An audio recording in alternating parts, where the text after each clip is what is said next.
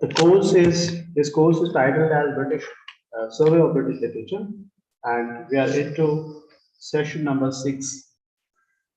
In the previous session, we started with Romanticism. Romantic. Romantic. We gave background to the novel, the rise of the novel we talked about, and we talked about the prose written and the other important influences and drama. Yeah, the other important events which happened in the later part of the 18th century. Now, the other part of the unit talks about. Now, today we are going to talk about the romantic poetry. Before you go ahead, sir, can I ask you a question if you don't mind? Please. It's regarding it's regarding the papers that we have to submit. The questions are out, the assignments are out. Now, I'd like to know whether whether we should give one particular file. In one file, we should submit all the answer sheets of the different subjects, or we should put them all together, or we should put them separate in different files for different lecturers to correct. I don't know much about that.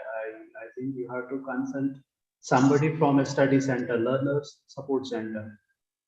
If you do that, in fact, if you do that separately also, it will be good. But I think it is better to do it together. You can.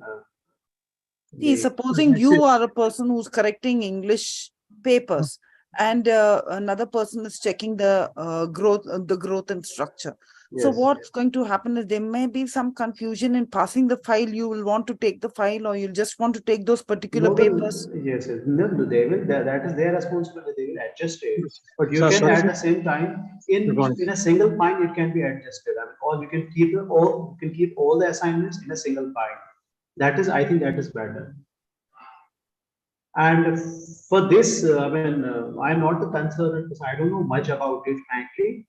It is better you ask head department of English, Madhuri ma'am, Dr. Madhuri ma'am. She is the better person to talk about it.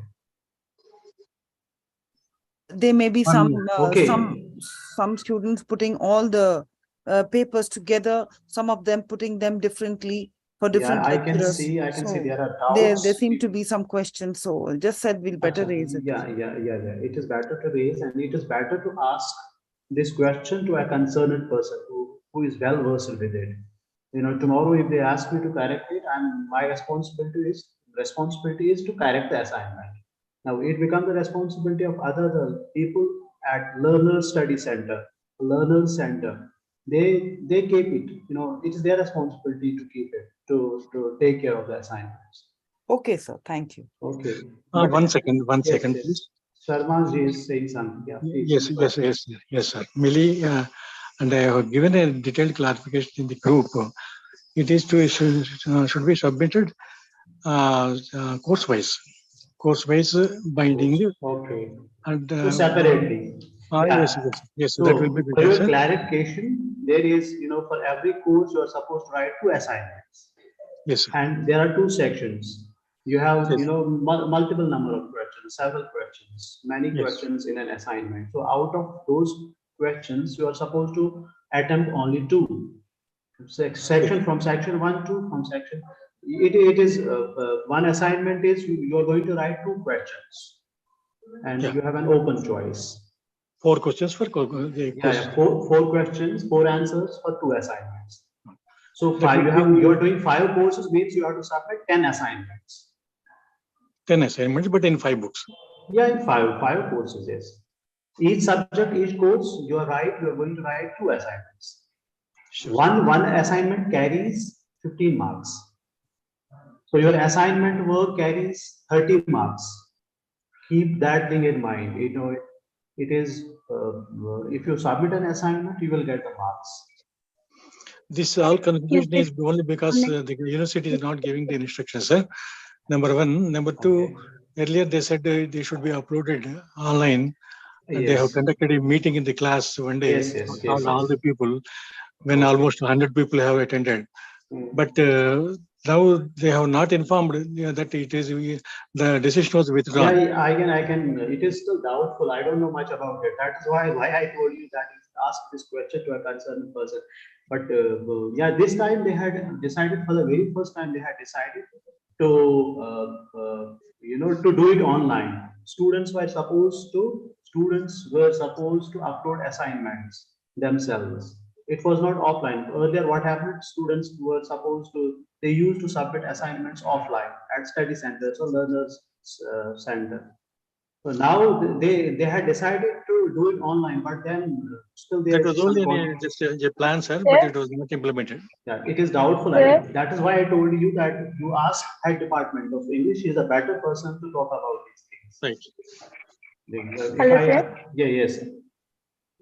Sir, I'm the regular student. We are 4, 6, 7 members as a regular student. Okay. So we asked about the assignment. So they said that some patterns are changed for the assignment. So each one lesson we have tried the one question. So 5 units, maybe 5 questions. So they will say the performer how to write. For ending before the exam, he will give the information. Sirs will give subject. Sirs will give the information. Okay, I will. What I will do today, I will raise this issue with ma'am. I will ask her to clear the doubts. Okay, regarding the assignments, I will do it. Already we asked. So they said now no need. They will inform because the performer transactions, some writing the side headings or topics, some had changed from OU, Ambedkar University. After that, giving the taking the information from Ambedkar University, they will give Please mute yourselves. Yeah, there's some. Yes.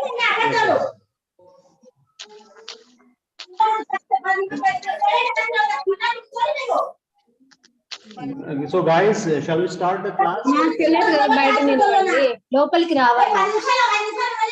There are two people not muting.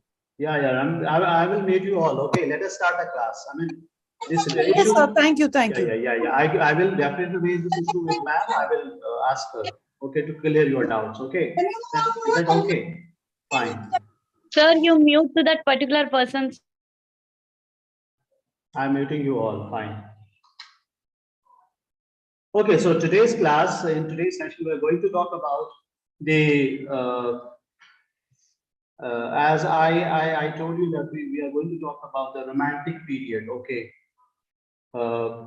So first of all, let us talk about the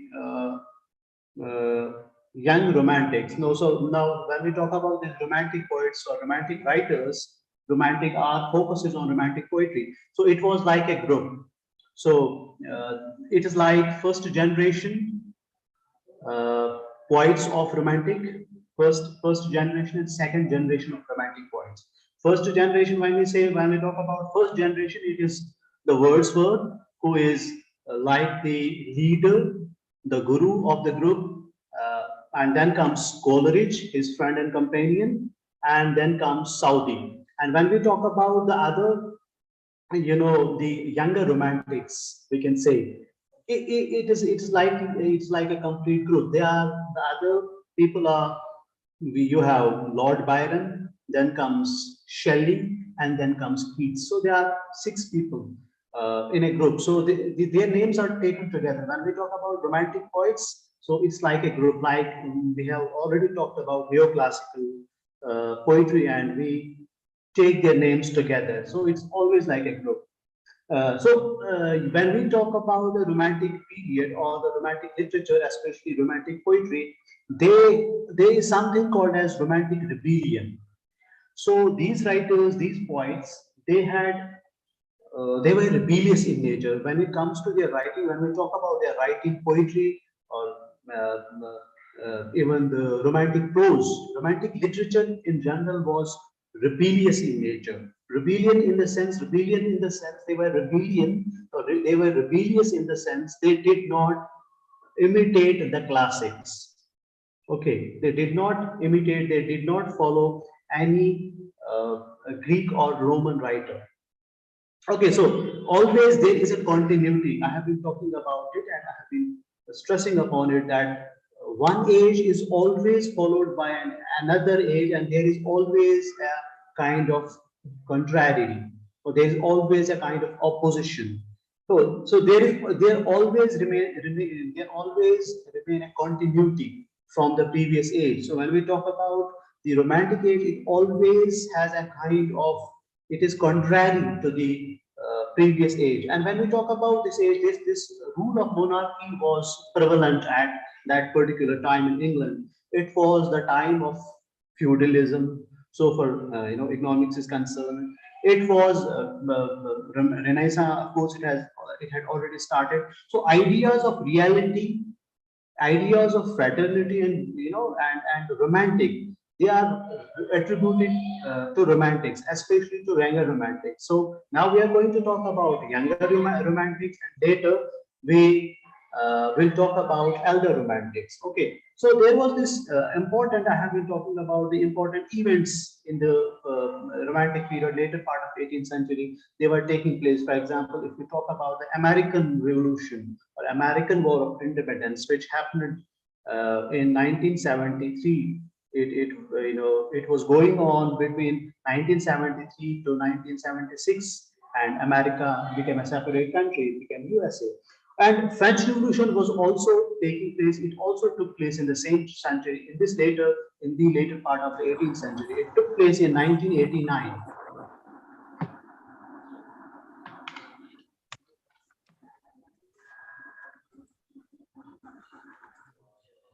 Okay, so literature is always, I have been talking about it, and in fact, when we talk about the general definition, the very common definition of literature, we always say that literature is nothing but it is a reflection of life. It is it is mirroring life.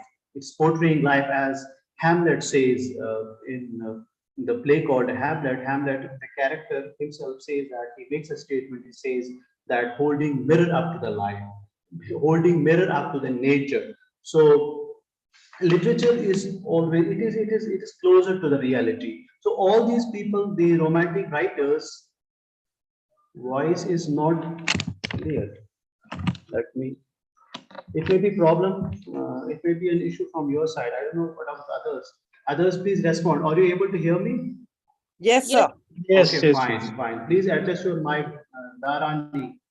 Yeah, somebody is asking about it. So there was a kind of major shift in socio-political, literary outlook when we talk about this age. As I already told you that romantic writers or romantic poets, their outlook was different, completely different. They were kind of rebellious in nature, so far their writing is concerned. Okay, so there was this major shift in socio-political, literary outlook. Whatever the changes were taking place, they were within the frames. Within the frames means social, political, and economic. So the basic frames were questioned. So they questioned the basic frames of the society, that is social, political, and economy. Okay, so and their interpretation, Bible was interpreted in this period, in this age also, and devil, according to Lord Byron, as I have, Lord Byron had written a poem. William Blake says about Milton. He talks about Milton. He says that Milton was on the side of Saturn, on the side of Saturn unconsciously. He didn't know about that. He was on the side of. So all these things were happening in this. So there was this spirit of rebellion in this particular age. And all these writers, all these poets, they talked about, their slogan was, yeah, we are in the unit number 11. Please go to unit number 11 of your textbook. So all these writers, they talked about nature. Their slogan, we can say the watchword, their slogan was going back to the nature, original nature of human nature, we can say. All these people, Wordsworth, Coleridge, Keats, all these people talked about that. So their slogan was going back to the nature. Wordsworth quietly did that. And as I told you that they are known for they do not follow any authorities like Greeks, Bible, Romans. That's why they are kind of rebellious in nature.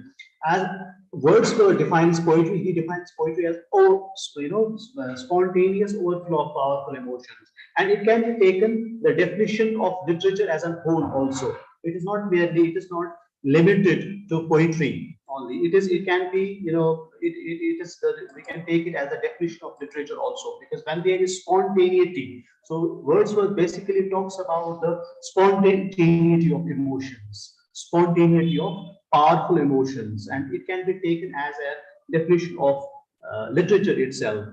So in this particular age, which is known as the age of romantic rebellion or romantic rebellion, the spirit of there was a spirit of rebellion in this age. And what happens in this age, authorities were challenged, as it was, they believed in going beyond the boundary. So they did not believed in having boundaries. So it was like they had this fresh outlook towards man, towards the society. Okay, so authorities in this particular age was challenged. Who was an authority? Authority was Greek, Romans. Okay, Bible. It was challenged. Bible was reinterpreted, in this particular age. And feelings in a neoclassical age, as we talk about, it was like, for example, when we talk about neoclassical age, the feelings in neoclassical age, they were discarded, or they were challenged or diminished. So all these romantic writers, what did they do? They actually knew primacy, we can say. They gave a kind of, they prioritized, we can say, rebellion. They gave importance to rebellion over reason. When we talk about the previous age, it was all about reason. They believed in reason. Isn't neoclassical age, of 17th century? It was all about the previous age was all about rationality. It was all about rationalistic thinking. It was all about logic, etc. But these people, romantic writers or romantic poets, they believed in rebellion. They preferred rebellion over reason. Okay, so the philosophy, we can say, of romantics, or romantic poets or romantic writers, was looking within. So the philosophy of romantic writers were looking into. It was inward. It was interior. It was not exterior. Okay, it was not looking outwards or looking out. Okay, so the philosophy, when we talk Sir, about the yeah, excuse me, sir. It was under the French Revolution. what? It was. French Revolution took place in Yes. French Revolution. 1789. It was one of the events which happened, and it influenced literature in one way or other way. Okay, so when we talk about any literature of any age, all these events, are to be taken into consideration. All these events were taken into mind, because they influence the writing of the contemporary age. That's why we talk about that. Okay, all these events. So individual, when we talk about the individual, the philosophy of romantic writers or romantic poetry was looking into. It was not looking outward. It was not external. The philosophy was looking into yourself, looking into your individual self. It was interior. It was individualistic. It was not objective. It was subjective. Okay, so individual is an autonomous. We can say the center of the whole philosophy of romantics. It was individualistic in nature. Individual, because individual, they thought, they believed that individual is the autonomous universal cosmos. For them, individual was the autonomous universal cosmos. So they focused on that. Their focus, their priority was to look into. So that was their belief, and that was the spirit of the age also. So they talked about for example, the idea of social justice, idea of individuality, etc. It had taken place in Renaissance. For example, when we talk about Renaissance, it had taken place in Germany, then it reached France, and then finally it reached England. So idea of all these things we're talking, being talked about in Germany, idea of social justice, idea of individuality, etc. And Rosier had also given the idea of equality, individuality in France. So it actually started from there. All these things, romantic writers, now now when they talk about these things, they had already started in Germany and France in a kind of idea of equality, idea of individuality, etc. Voltaire, for example, was a French writer, was politically and historically oriented, and he wrote about that change. He wrote about all these things, all these concepts. So proper, when we talk about this age, when we talk about this romantic, the age of romantic literature, it was like proper appreciation. Literature was properly appreciated, and they feel that it has to be placed in the larger context of Europe. Okay, because all these events were taking place at the same time. Now, coming to the group of these writers, I told you that when we talk about we classify them. When we talk about romantic writers, or when we especially our focus is on romantic poetry. Okay, so we classify them. We try to bifurcate them. These people, these poets. Like we have, for example, the first generation is Coleridge, Wordsworth, and Coleridge, and Southey also. Southey was also one of the companions, one of their friends. Okay, and there the other is other younger who were younger. They are Byron. You have the first poet called Byron. The next one is Shelley, P.B. Shelley, and the next one, in fact, the most important of all. Among romantic writers, romantic poets is John Keats. Okay, now when we talk about we will talk about first. We will talk about the younger romantics. Okay.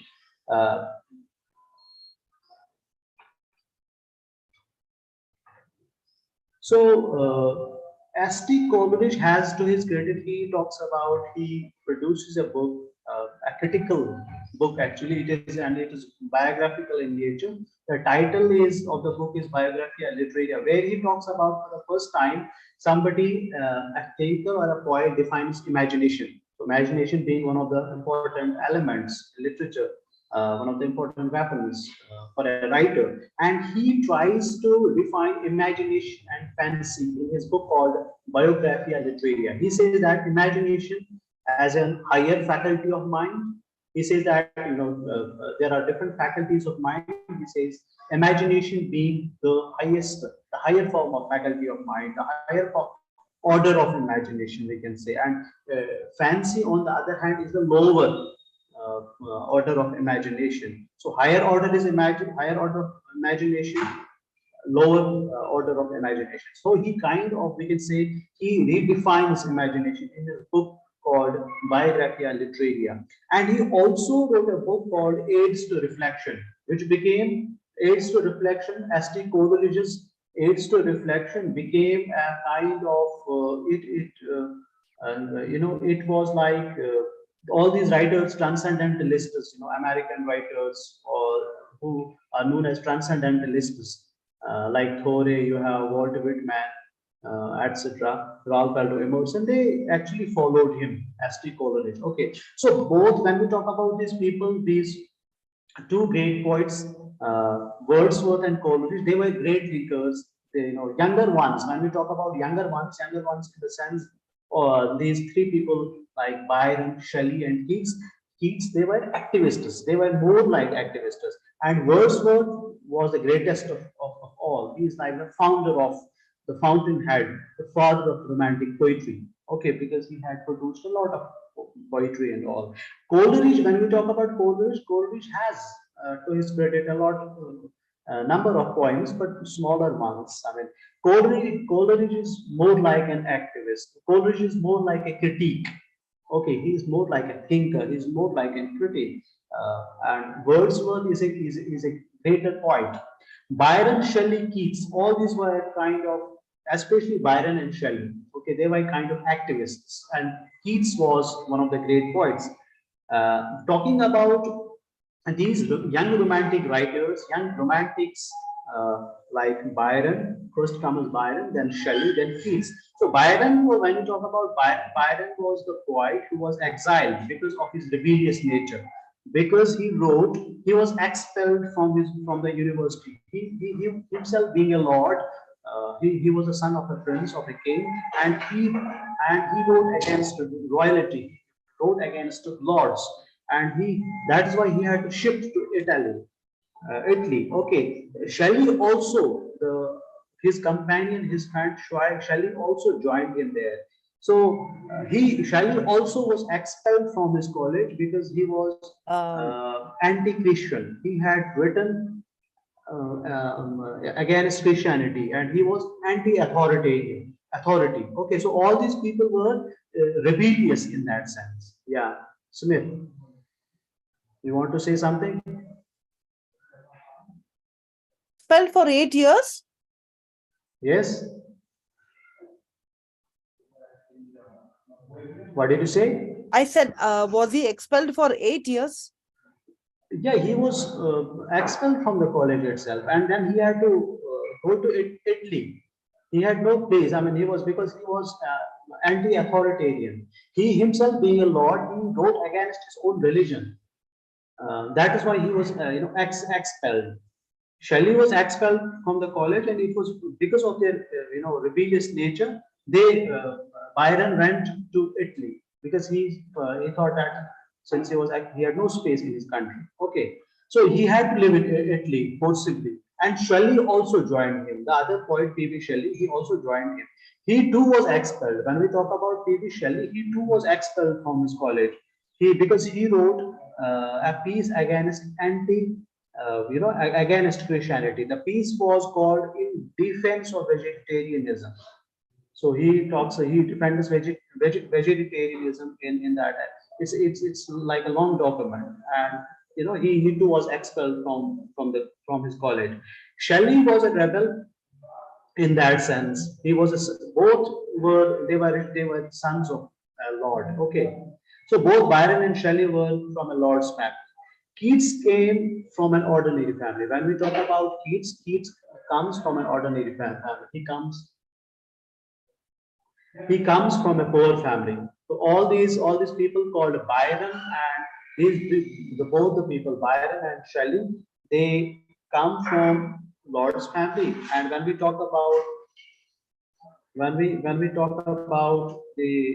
this person, this poet called Keats, they come. One second.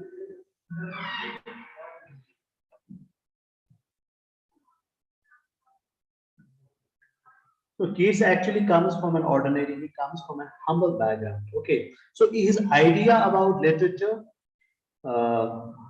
he was kind of radical in nature. The ideas about literature, about poetry and all. And he was known for writing great poetry. And to his credit, I mean, he is known for he has given a concept called his contribution to English literature is negative capability. Negative capability. He is known for negative capability. Negative capability means where you negativate yourself from your own personality, negativating yourself, negativating from your own personality. That is what negative capability is all about. And Biographia Literaria and Prelude to Wordsworth. These were the writings by Biographia Literaria. This was by S.P. Coleridge, and Prelude to Wordsworth is the kind of autobiographical work which was carried out by Wordsworth. So Keats, he did not regard Shakespeare. He did not, Wordsworth. For him, Wordsworth was not his guru. He regarded Shakespeare with high respect, with high regard, because he thought that Shakespeare is the only poet, or is the only writer, and in the whole English literature, he's the greatest writer because he possesses that quality called negative capability. Negative capability is when you negativate yourself from your own personality. And he says that It was Shakespeare who produced, who created so many characters. So for him, Wordsworth is not a guru. Wordsworth was not an ideal for him, though Wordsworth was a great poet, the greatest of them all. When we talk about this group, because he produced a lot of poetry. And Byron, when we talk about a Byron, he uh, wrote a poem called Child Herald, where he, Byron, himself he is a hero in that poem. It is like a Picasso novel.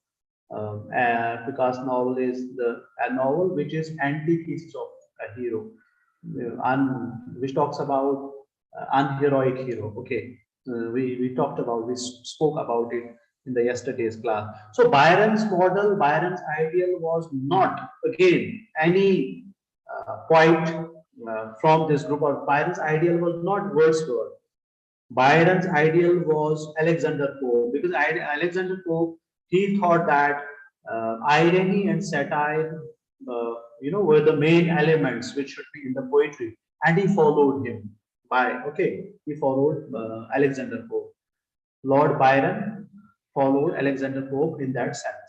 And Don Jones is also one of his poems. Lord Byron's poem called, there's a poem by Lord Byron called Don Jones, which is a satirical.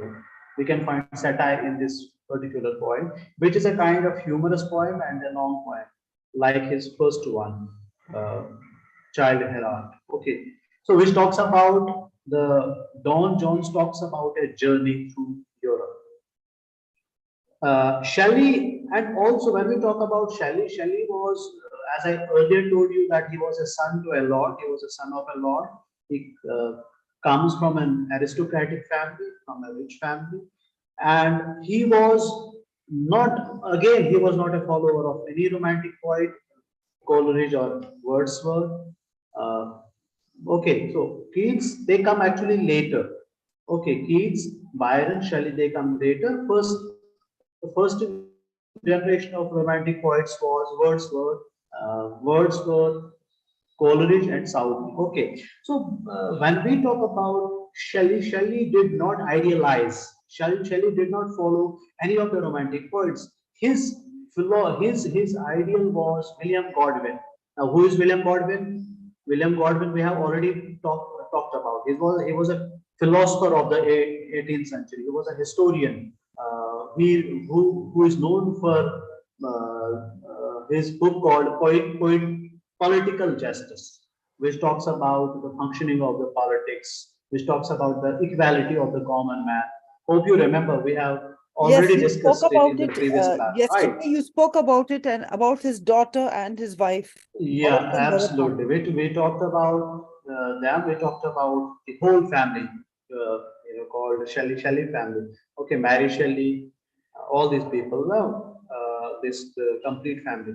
Okay, Shelley. So Shelley was also one of he did not idealize Wordsworth again. His idol was William Godwin. Okay, his idol was Godwin. Okay, so who is known for writing political justice. And Mary Shelley, as I already told you, was his wife.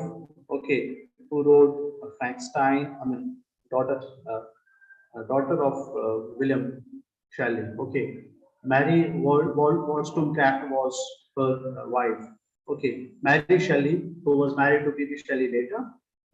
She is known for, as I already told you, she is known for writing two novels. One was Frankenstein, and the other novel was The Last Man, which were futuristic or prophetic in nature because they talked about the future events. Okay. And all these novels are connected to each other. They have a continuity. We have been talking, we in fact talked about it. And Mary Shelley, her mother, Mary Wollstonecraft, produced a book. He wrote a book called Vindication of the Rights of Women.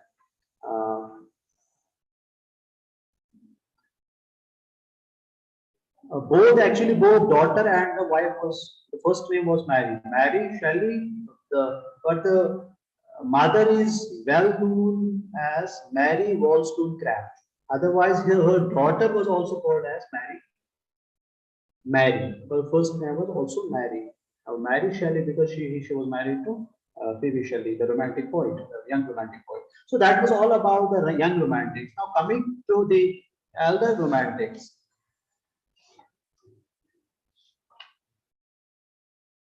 So whatever whatever happiness or whatever is happening in this English literature or any literature for that matter is related to whatever has already happened. So there is always this interconnection. There is always this kind of connection between the previous age and the preceding age, the next age. As I have already I have been talking about, there is always a sort of action and reaction. So action and reaction comes from science, from physics. Actually, Newton talks about one of the laws is third law Newton's of law. motion is Newton's law of motion is action. To every action, there is equal and opposite reaction. And this principle can be applied to literature also, because romantic, when we talk about a particular age, it is always a reaction to the opposite age. For example, when we talk about romantic age, the spirit of the romantic age is rebellion. They were rebellious in nature. Rebellious in the nature, in the sense means they did not follow any classical writers. They did not follow classics. They did not follow any Greek, that is Greek or Roman, or they did not follow Bible, etc. In fact, the Bible was reinterpreted in this age. So it is always the age, the contemporary age is always a kind of reaction to the preceding age, okay, to the previous age. So action and reaction kind of thing happens in every single age, every single time. So that's a kind of equation which can be related, which can be which we can talk about in the sense of, in the context of literature also. As William Blake, as I had already given you this quote, he said that without contrariety there is no progression. So without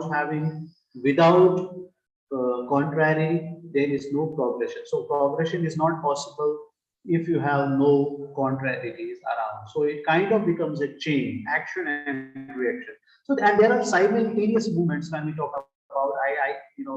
These people talked about individuality. These people talked about all these romantic writers or poets. They talked about equality. They talked about fraternity. They talked about individuality or individual nature. Or they talked about the common man. They talked about the individual man. So the philosophy was individualism, man-centered philosophy, individualistic philosophy, and it had actually started in Germany. Then it reached France, and then at last, finally, it reached England. Renaissance, the same thing happened in the similar way, and we have been talking about American War of Independence had taken place. It was the period, it was the age, it was a year when French Revolution also took place. So romantic movement was actually had started in Germany. And the course of movement was, we had, for example, some great philosophers here, like, for example, we have Kant and Hegel. Now, these were the philosophers of the age. Kant was, his dates are 1724 to 1804, and Hegel's dates are 1770 and 1831. And all these philosophers, they believed in philosophy of idealism, which in a way, also influenced literature. Okay, so that was also the one of the views of romantic period, idealism. Okay, they focus on individual beings. The focus is now is not on external surface. It's not romantic poets or romantic writers talk about now. Now the shift is, there is a major shift from external to internal. Okay, earlier it was reason. Now it is not reason, it's rebellion. Earlier they talked about the materialistic aspect of life. Now they talk about the spiritual aspect of life, the religious aspect of life. Okay, so it was a biological or spiritual view of life. When we talk about the romantic age, it was not physical, it was not material. So it in that sense, it was a reaction to neoclassical age or neoclassicism, because neoclassical talked about, they had this materialistic view of life. They had this They talked about the physical view of life. So everything, according to romantic writers, according to the romantic poets, they said that, and their philosophy was that everything has to be looked at in. Everything has to be looked in relation to the others, and it is this kind of holistic view. We can say they had this holistic view. They said that everything must be looked into. So looking in was their philosophy. Individualistic. Their philosophy was individualistic. Their philosophy was personal. It was personal. It was individualistic. Okay, it was interior. So one literary history is always linked, we can say, connected to the history of other history of literature, we can say. So it was against the materialism. Romantic age was kind of a reaction, or we can say it was against the materialism of neoclassical age, because they considered life as external, and there are, things are linked up, one with another. So they had this holistic view of life. Romantic lyrics, for example, romantic poetry, it was in lyrics. So it was, we can say, romantic poetry was lyrical in nature. That's why the title. Look at the titles. It is very interesting. Lyrical ballads. Okay, so romantic poetry, it was lyrical in nature. It was, they talked about themselves actually. They talked about, so for example, Biographia Literaria, where he talks about or it is actually his autobiography. The Prelude, for example, where he talks about Wordsworth, which is a romantic epic. It talks about his love for nature and how going back to nature, etc. The philosophy of nature. Okay, so important collection of romantic lyrical poetry as lyrical ballads, as I already told you, it was published in 1798. So at the end of the 18th century. So it was lyric. The poetry produced was lyrical. It was internal. It was like talking to yourself.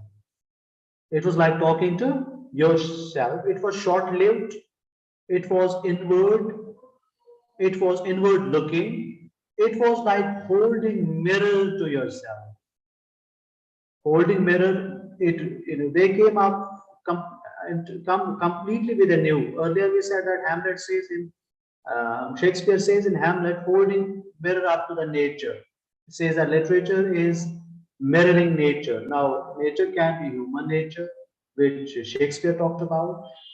Now, these people said, holding mirror to yourself, holding mirror to your nature. They are talking about the nature, the other nature also, but at the same time, they are kind of individualistic. They are kind of interior. They need to look into oneself. Okay, so their philosophy, we can say the definition of the literature was, according to them, it was holding mirror to to yourself. Okay, so poetry which was produced in this particular period as was individualistic. It was single. It was lyrical. One second.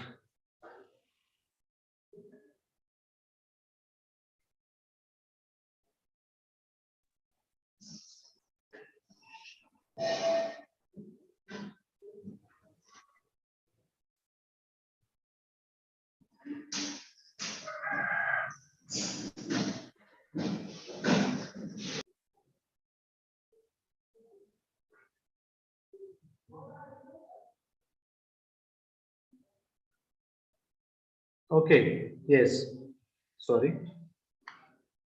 So the poetry which was written in this particular age was short-lived, it was lyrical, it was internal, it was like talking to yourself, it was short-lived, it was inward-looking, as romantic writers, romantic poets said that literature is holding mirror to life. Literature is holding mirror to yourself. Earlier it was, the common definition of literature goes, holding mirror up to the nature, as Hamlet says in the play Hamlet. Okay, in the play called Hamlet, Hamlet himself says makes that statement.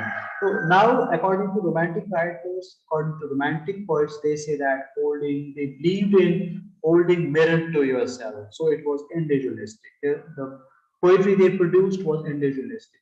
So the poetry of this period was individualistic, was single, it was lyrical. Talk about, for example, when you talk about lyrical ballads, it was lyrical in nature. So it was like rendering feelings, short-lived. It was very musical, and which of course, which revered ballads also. Ballads are like popular songs. So we have this first generation of romantic writers called like Wordsworth, Coleridge, who were, of course, they were born in materialistic environment of neoclassical period, and second generation was Byron, Shelley, and Keats. But when we talk about the pioneers and leaders of romantic poetry, they were Wordsworth and Coleridge himself. Oh, okay. So the preface to the lyric ballad, it was written by Wordsworth. Okay. So individuals, they wrote their own poetry. Individually, they wrote their own poetry, both Coleridge and Wordsworth. But Coleridge had greater talent for poetry. We can say that Wordsworth was a greater poet. He was greatest of them all. And when he wrote, for example, he produced a poem, a romantic epic, the Prelude. Prelude is a long poem, an epic poem, which was produced by William Wordsworth. It is called as romantic epic, and it was published in the year 1805. Okay, so in all, we can say all in all, we can say that they talked about the counter philosophy of life. They gave us the counter philosophy of life, and they talked about the poetics of literature. So here, their poetry actually addresses the serious aspects of life, like sorrow, joys, etc. For example, Prelude, when we talk about it, it talks about the individual life. It talks about the private. It is intense. It's emotional. So poetry in this overall, in general, poetry in this particular age is very individual uh, in nature, individualistic. It's very intense. It's very emotional. It is subjective. It's not objective. Okay, it's lyrical poetry. So romantic epic, which was produced by William Words, it is actually essentially it is biographical. It is biographical. Okay, so exploration of what is inside was happening. We can say it was all about exploration of oneself, exploration of oneself. In the they talked about it. They talked about this philosophy. So Coleridge also wrote poems, as I have already told you, but not as long as Wordsworth. He produced those smaller poems like Christabel, which was more like a ballad. Uh, and according to John Keats makes a statement. He says that in a way, Wordsworth was egotistical in a sense because he wrote personal poetry. Talk about his biographical literaria, the lyrical ballads, and all that. Okay, so all these people, they talked about themselves. Okay, so their poetry was personal in nature. Therefore, their poetry was individualistic in nature. And Wordsworth, I mean, John Keats, he comes up with a statement. He said that Wordsworth is egotistical.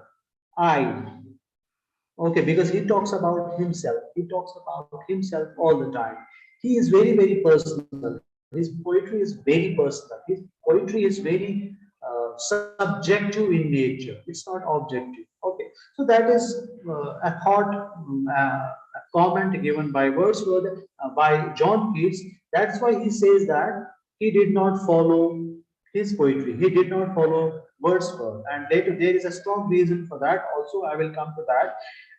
Coleridge, when we make a comparison between Wordsworth and Coleridge's poetry, Coleridge, of course, he was also a great poet, but not as great as Wordsworth, because Wordsworth wrote all these longer poems, and Coleridge was more like a thinker. He was more like a critique, as he has to his credit biography literaria. Okay, so he tends to generalize, or he tends to externalize or philosophize. So he, in a way, he was more like a philosopher. He was more like a thinker. Okay, but Wordsworth was a great. He had a greater talent for poetry. He was a greater poet.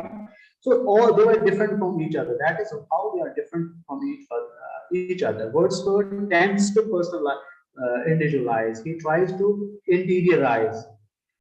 So both share the essential traits. Both these people, both these romantic writers. Okay, so both share the essential traits of the romantic poets or aesthetics, which is internal rather than external, lyrical, not rhetorical. So they went for self-exile. Both these people, Wordsworth and Coleridge, they went all the way. They went for self-imposed exile. We can say Wordsworth and Coleridge, and Southey also was one of the fellow poets of the same group, the elder romantic. Because they thought that England is not worth to live, because they thought that their poetry, their writings were not valued in their own country, and that was the reason they had to go to. They shifted to some other country. They shifted to Italy, in fact. Okay, because they said that the poetry they are producing, they are writing, it is bohemian in nature. It is antisocial.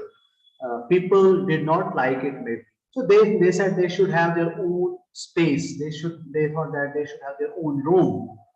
So that is why, therefore, they moved to Italy, because they thought that England was, sorry, they thought that England was not a proper place to live, because they thought that their writing is not valued. Okay, it is not so it's not worth to live in their own country. So they shifted to Italy. Okay, so they moved to Italy because they thought that it was not a proper place, as they were the men of letters, as men of letters. They thought that their poetry, their writings are not appreciated in England. Uh, Coleridge, on the other hand, of course, he is known for his poem called Christabel, which is more like a ballad.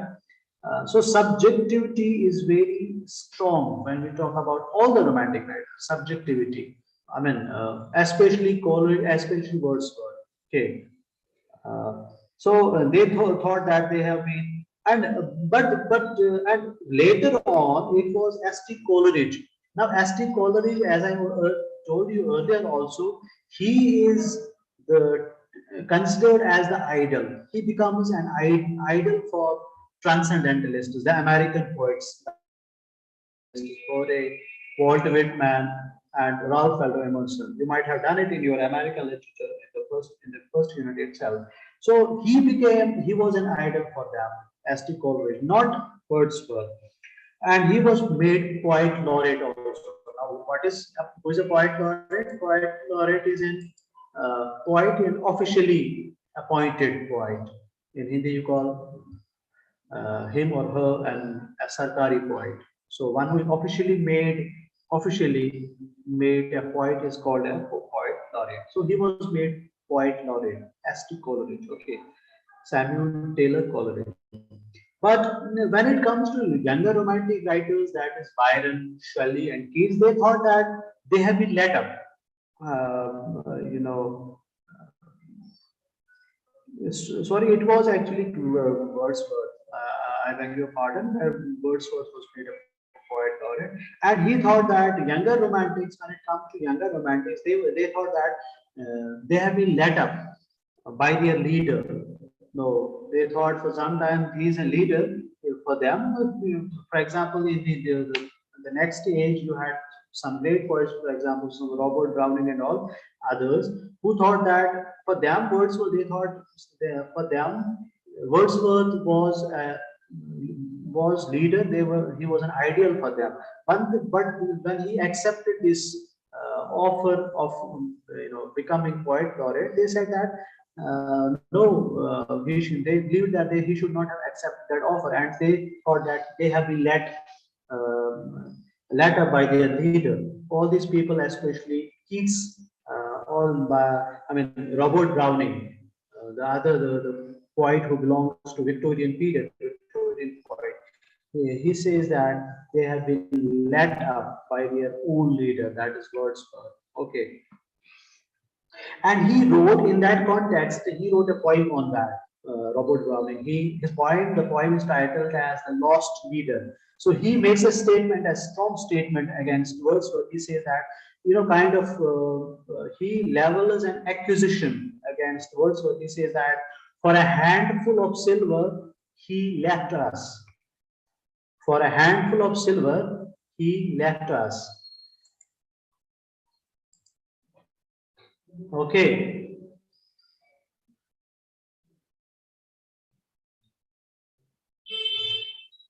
One second.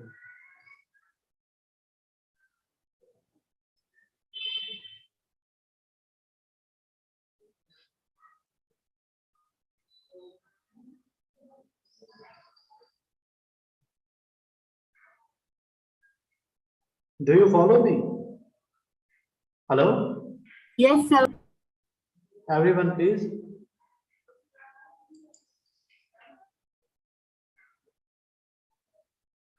Okay, so it was Robert Browning, the Victorian poet, who came up with this poem called The Lost Leader, where he talks about Wordsworth, because Wordsworth was made a poet laureate. He said that, and he makes a strong statement. He says that for a handful of silver, he left us. Who makes that statement? Robert Browning. Okay, so Coleridge, talking about Coleridge was more interested in his own ideas, and he went to Germany.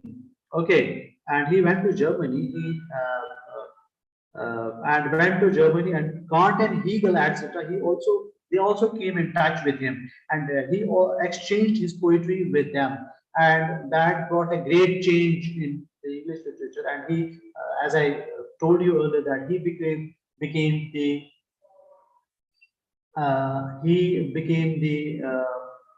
ideal, we can say, for all these American writers, transcendentalists especially. So Coleridge influenced American poets, especially transcendentalists, as I already told you, like Emerson or Walter Whitman later. Okay, so, because it believed like the Romantics in reality. Transcendentalism was all about,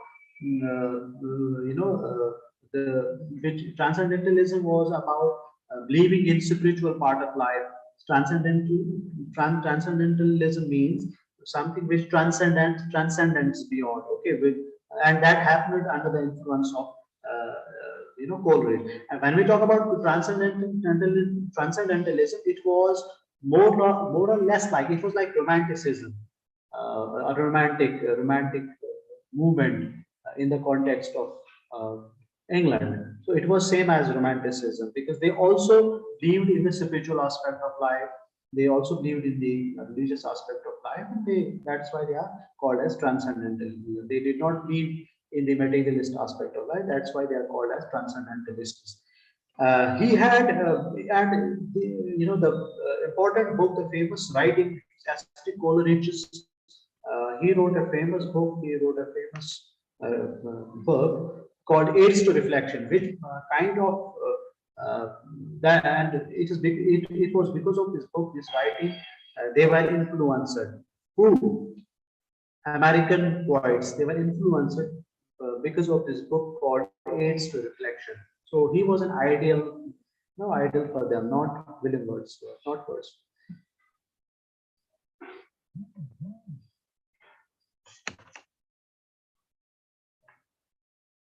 Okay, so I would like to stop here.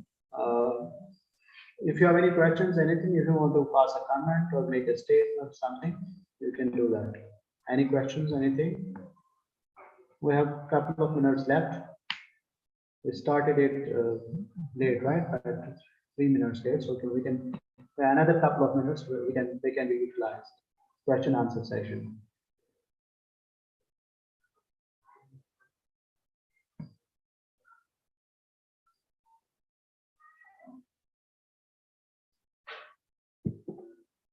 Anybody wants to say anything you want to add up, or anything you want to ask? Any questions, any queries?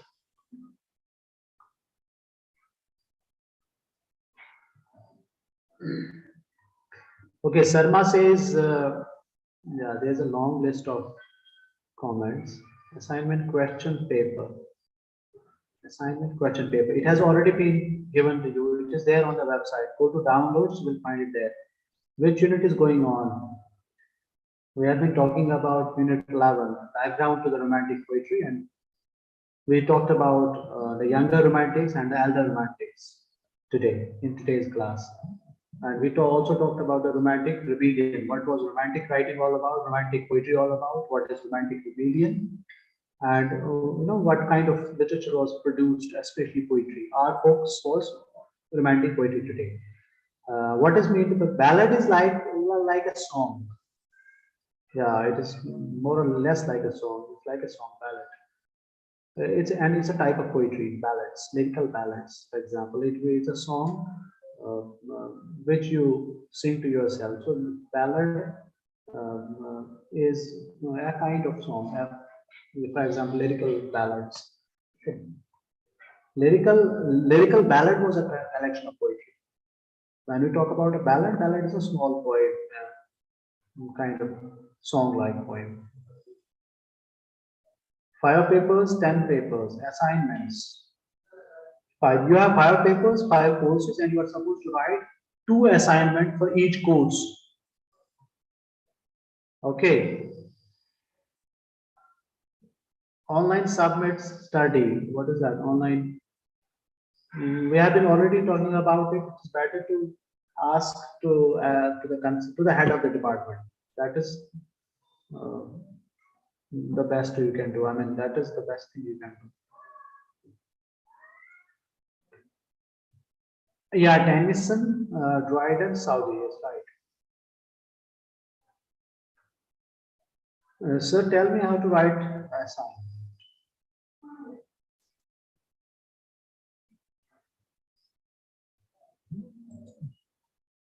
Assignments are to be written. You have to first study properly. Then you are supposed to write in your own words, in your own language. Okay.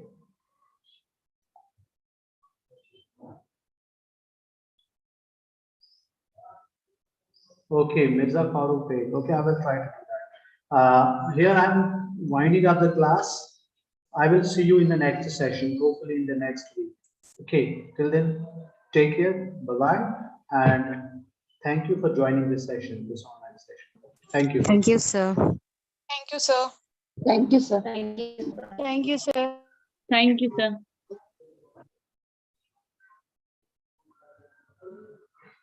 Fine, thank you.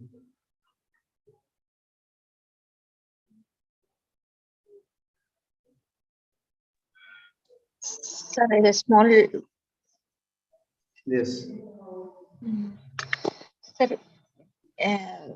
next week we can you discuss on assignment to questions only in the class, sir? Okay, what kind of discussion you need from my side? If one question comes, then how to write and how to present the topic explanation and presentation, sir. Okay, okay, sure. Can we write the assignment questions in the notes, sir? Okay, okay, I will do it in the next time. Okay. Next Fine. class, it is better to write. We can present excellent way the assignments. Okay, sure. Okay, thank you, sir. Bye. Okay,